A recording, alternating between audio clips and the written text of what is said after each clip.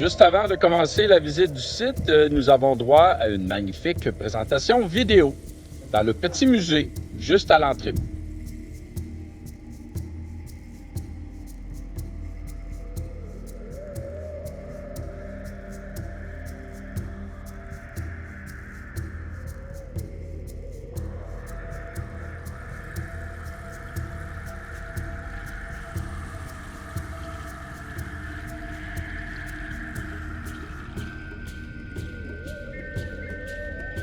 Nous avons droit en plus à un film en français, s'il vous plaît. Alors, sortez votre popcorn et on écoute ça ensemble. Dans la pyramide de l'Iguane, on observe clairement le modèle des cercles concentriques. Des découvertes archéologiques récentes. On a eu un beau petit film explicatif en français et le musée est vraiment très bien fait, très bien expliqué. Mais là, il faut monter une côte qui finit plus. C'est incroyable. Pour arriver sur le site, mais vous allez voir, ça vaut la peine. Si on se range que là.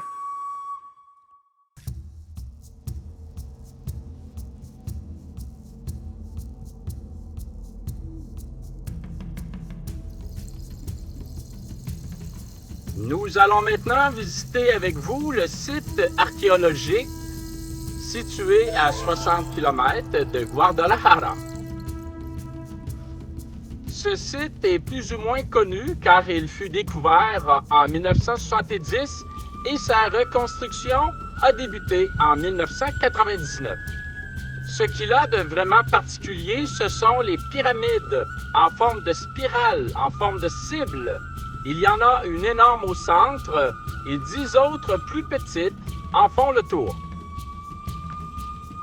Il est le plus grand en superficie et également en nombre de bâtiments cérémoniels qu'on y retrouve. Avant de continuer, voici quelques informations plus techniques et historiques concernant ce magnifique site, incluant le peuple Teochiclan. Et par la suite, on continue la visite du site de Guachimontones. À tout de suite! Guachimontones demeure une attraction touristique majeure dans la région de Tequila. Située sur la colline au-dessus de la ville de Teochiclan, qui donne son nom au peuple qui a construit le site. Les Teochiclan ont occupé ce site entre 300 ans avant Jésus-Christ et 200 ans de notre ère. Il s'agissait d'une des nombreuses sociétés complexes précolombiennes de l'ouest du Mexique.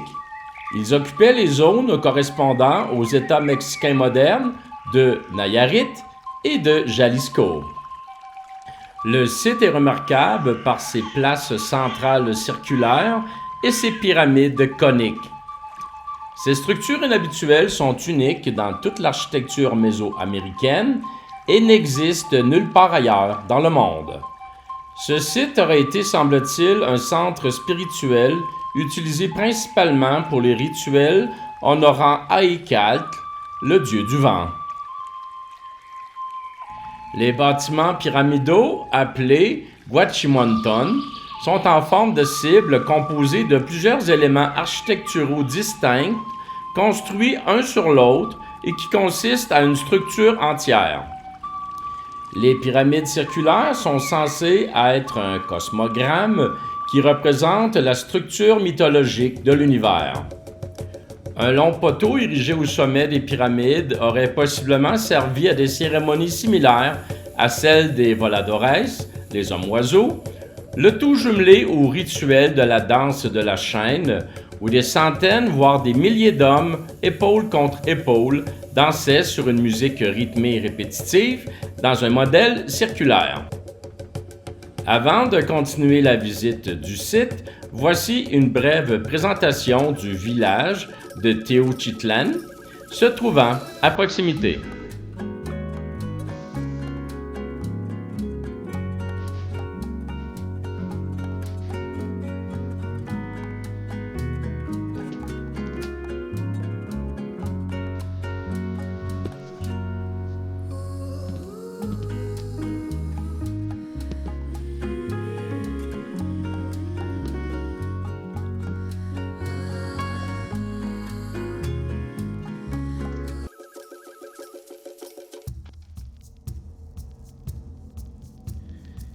Derrière moi se trouve le volcan Tequila qui a fait éruption une seule fois, mais qui, comme résultat, a produit des pierres très solides, des pierres noires, comme de l'onyx, servant à fabriquer des armes et des outils très robustes.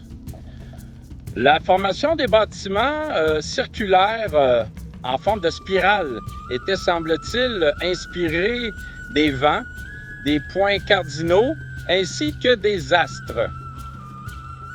Une autre hypothèse veut que les indigènes voulaient reproduire le moyen de transport utilisé par leurs dieux.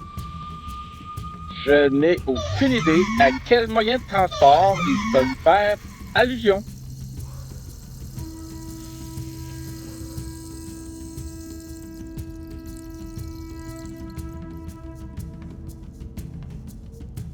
Et ici, sur le bord de la falaise, qui était enterré très profondément, les dépouilles des morts, on les enterrait avec leurs biens, des décorations, des bijoux et également un chien qui était donné en offrande. Le lac La Vega, situé au pied de la montagne où se trouvent les bâtiments rituels, était l'endroit où, bien entendu, les villageois allaient pêcher.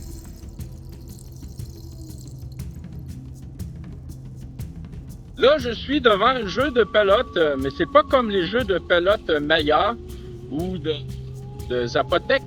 C'est un jeu de pelote qui servait de palais de justice, si on peut dire, parce que le gagnant pouvait être acquitté et le perdant était condamné à mort. Mais il n'y avait pas de but de chaque côté pour lancer la grosse balle dedans. Il s'agissait de la pousser d'un endroit à l'autre sur le terrain et non pas de la projeter à l'intérieur d'un cerceau de pierre comme les jeux de pelote traditionnels. Mais une règle qui demeure la même interdit de toucher à la balle avec les mains et les pieds. Donc c'est seulement les hanches et la tête qui pouvaient servir pour faire bouger la balle et la faire circuler d'un endroit à l'autre. On retrouve ici un deuxième jeu de pelote, mais celui-ci est le plus grand de tout l'ouest du Mexique.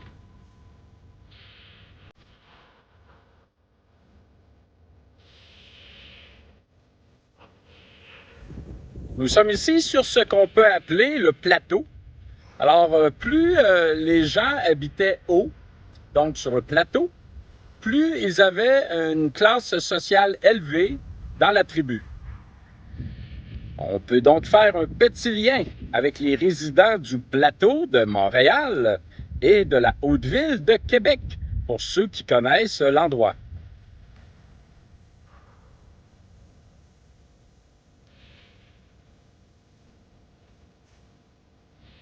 Ceci met fin à notre aventure à Gouachi-Montones. En espérant que vous avez apprécié le petit montage que j'en ai fait, je vous invite à le partager et à vous inscrire sur ma chaîne si ce n'est pas déjà fait. On se dit à bientôt pour une autre aventure, une autre excursion quelque part dans le monde. Hasta luego!